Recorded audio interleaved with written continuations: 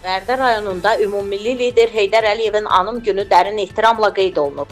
Dekabrın 12-sində ümummilli lider Heydər Əliyevin əbədiyyətə qovuşmasının 22-ci il dönümü münasibəti ilə Bərdə rayon icra hakimiyyətinin başçısı Vidadi İsayev, Yeni Azərbaycan Partiyası Bərdə rayon təşkilatının sədri Fəqət xanım Şablinskaya, hüquq mühafizə orqanlarının, idarə, müəssisə və təşkilatlarının rəhbərləri və kollektivləri, eləcə də rayon sakinləri Bərdənin əsas meydanında və Heydər Əliyev adına Park bulvarda ucalan ümummilli liderin abidəsini ziyarət edərək önünə gül dəstələri düzmüş, onun əziz xatirəsini ehtiramla yad etmişlər.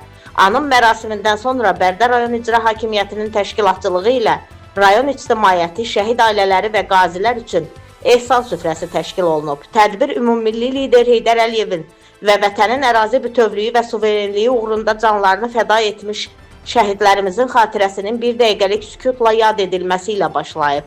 Tədbirdə çıxış edənlər ümummilli lider Heydər Əliyevin dövlətçilik fəaliyyətindən, xalqın qarşısındakı misilsiz xidmətlərindən və onun Bərdə rayonuna səfərlərinin əhəmiyyətindən danışıblar. Həmçinin Ulu Öndərin Bərdəyə səfərləri zamanı onunla ünsiyyətdə olmuş bir sıra rayon ziyalıları həmin dövrə aid xatirələrini bölüşərək onun humanist yanaşmasını və yüksək mənəvi keyfiyyətlərini qeyd ediblər. Anım mərasimi ümummilli lider Heydər Əliyevin xatirəsinə dərin ehtiramla yekunlaşıb.